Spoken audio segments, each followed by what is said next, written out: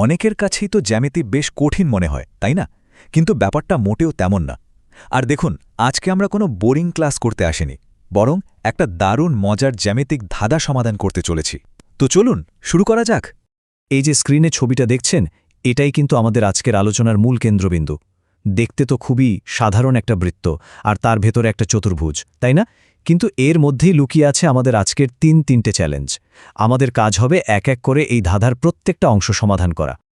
তাহলে কি বলেন, ধাঁধাটা সমাধান করার জন্য সবাই তৈরি তো? চলুন আর একদম দেরি না করে আমাদের এই জ্যামিতিক অ্যাডভেঞ্চার শুরু করে দিই। আমাদের প্রথম চ্যালেঞ্জটা কিন্তু বেশ সোজা, বলতে পারেন এটা একটা ওয়ার্ম আপের মতো। আসল আলোচনায় যাওয়ার আগে একটু হাত পাকিয়ে নেওয়া আর কি।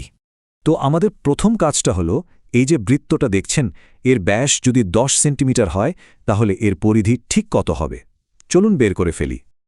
আচ্ছা, পরিধি বের করার জন্য কিন্তু আমাদের স্রেফ একটা সূত্র জানলেই চলবে, আর সেটাই স্ক্রিনে দেখা যাচ্ছে।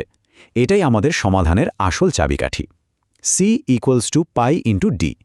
এখানে d মানে হলো বৃত্তের ব্যাস। ব্যাস, এবার তো শুধু সূত্রে মান বসানোর কাজ। যেহেতু ব্যাস হচ্ছে 10 সেন্টিমিটার, তাই পরিধি হবে পায়ের সাথে 10 গুণ। কি খুবই সহজ, তাই না? আর এই তো সমাধান একেবারে আমাদের চোখের সামনে। বৃত্তটার পরিধি হল প্রায় 31.42 সেন্টিমিটার। বাহ, ধাঁধার প্রথম অংশ কিন্তু আমরা সফলভাবে সমাধান করে ফেললাম। প্রথম ধাপটা তো বেশ সহজেই পার হয়ে গেলাম আমরা। এবার কিন্তু ধাঁধাটা আরও একটু ইন্টারেস্টিং হতে চলেছে, কারণ এখন আমরা সাধারণ হিসাব নিকাশ থেকে বেরিয়ে একটা প্রমাণ করতে যাচ্ছি। আমাদের দ্বিতীয় চ্যালেঞ্জটা হলো এটা প্রমাণ করা যে এই যে বৃত্তের ভেতরে PQRS চতুর্ভুজটা আঁকা আছে, এর যে কোনো দুটো বিপরীত কোণ যদি আমরা যোগ করি, তাহলে তার যোগফল সবসময় 180 ডিগ্রি হবে, মানে দুই সমকোণ। দেখুন, এই প্রমাণটা কিন্তু খুবই যুক্তিসঙ্গত আর একটা খুব গুরুত্বপূর্ণ উপপাদ্যের উপর ভিত্তি করে করা। নিয়মটা কি? নিয়মটা হলো, একই বৃত্তচাপের ওপর কেন্দ্রে যে কোণটা তৈরি হয়, সেটা পরিধির কোণের ঠিক দ্বিগুণ হয়। এখন এই নিয়মটা যদি আমরা চতুর্ভুজটার দুই জোড়া বিপরীত কোণের জন্যই ব্যবহার করি, তাহলে দেখা যায় যে এদের দ্বিগুণের যোগফল হয় কেন্দ্রের মোট কোণ, মানে 360 ডিগ্রি। আর সেখান থেকেই তো খুব সহজে প্রমাণ হয়ে যায় যে কোণ দুটোর আসল যোগফল হবে তার অর্ধেক, মানে 180 ডিগ্রি। তার মানে মূল ব্যাপারটা হলো, এটা জ্যামিতির একটা প্রতিষ্ঠিত সত্যি বা উপপাদ্য। যে কোনো বৃত্তস্থ চতুর্ভুজের জন্যই কিন্তু এই নিয়মটা খাটবে। আচ্ছা, এবার আমরা চলে এসেছি আমাদের ধাঁধার একদম শেষ আর সবচেয়ে মজার অংশে। এই পার্টটা কিন্তু আগের শেখা কনসেপ্টগুলোকে দারুণভাবে এক সুতোয় গেঁথে দেবে। আমাদের ফাইনাল চ্যালেঞ্জটা একটু অন্যরকম। এখানে একটা শর্ত দেওয়া আছে। বলা হচ্ছে, যদি অ্যাঙ্গেল QPR আর অ্যাঙ্গেল RPS এর যোগফল 90 ডিগ্রি হয়, তাহলে আমাদের প্রমাণ করতে হবে যে QORS এই তিনটে বিন্দু একই সরল রেখায় আছে। ঠিক আছে, সমাধানের জন্য প্রথমে চলুন দেওয়া তথ্যটাকে একটু সহজ করে নিই। ছবিটার দিকে তাকালেই বোঝা যাচ্ছে যে অ্যাঙ্গেল QPR আর অ্যাঙ্গেল RPSকে যোগ করলে আমরা পুরো অ্যাঙ্গেল QPSটা পেয়ে যাই। তার মানে আসলে আমাদের বলা হয়েছে যে অ্যাঙ্গেল QPS এর মান হল 90 ডিগ্রি। এখন আসল প্রশ্নটা হলো, বৃত্তের পরিধির উপরে তৈরি হওয়া একটা 90 ডিগ্রি কোণ, এটার বিশেষত্ব কি? এটা আমাদের কি বলতে চায়?